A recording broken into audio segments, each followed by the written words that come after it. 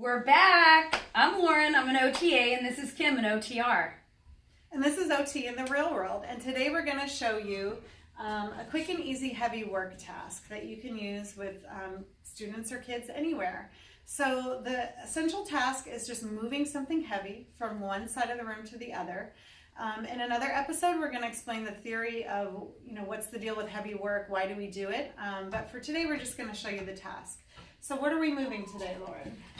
So we're going to be moving phone books that are covered in duct tape. This is one, and this is two put together that we duct taped. That's it. Yeah, so you can go light or heavy depending on how strong your students are. So we put them on one shelf in one side of the room, and then, they're close together here, but in real life we put them all the way across the room as far as possible. And we just have the students simply move them from one side to the other.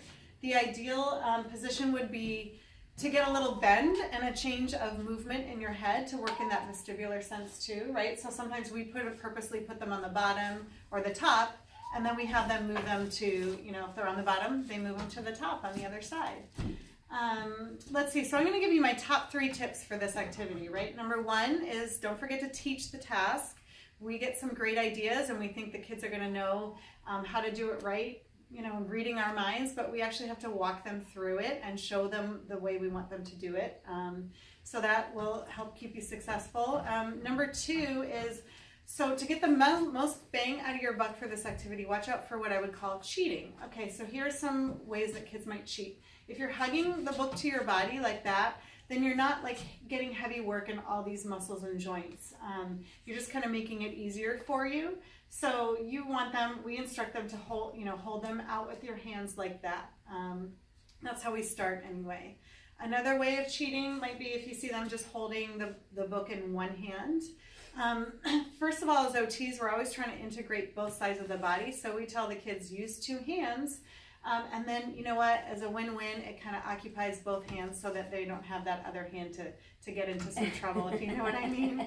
And another way to cheat would be is if you see them running from one side of the room to the other, right? It's much easier to do fast movements than slow, controlled movements. So you want to slow it down.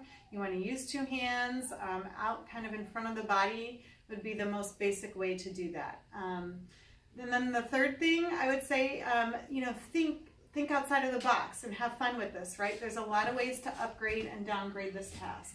If they've mastered walking like this, tell them to hold it over their head and walk. Tell them to walk heel to toe. Tell them to go backwards. Tell them to recite the alphabet. Recite it backwards.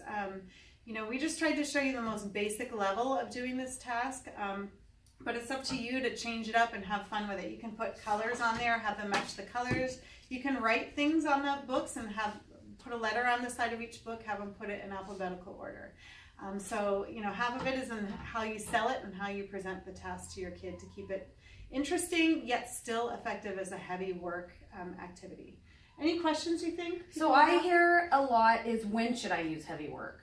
Okay, I would suggest building it in as a natural part of the day. That's an easy one. After kids have been doing desk work for a while, if they finished their assignment, instead of continuing to do something sedentary like reading or coloring, why don't you tell them, hey, I need you to go move some books for me? Or be proactive. If in the middle of an activity they cannot sit still and they're fidgety, hey, can you go move those books for me and then come back and finish your worksheet? If you see kids transitioning in from something and they're really revved up and you're wondering, oh my goodness, how are they going to sit down and do some desk work right now? Tell them to go move some books first.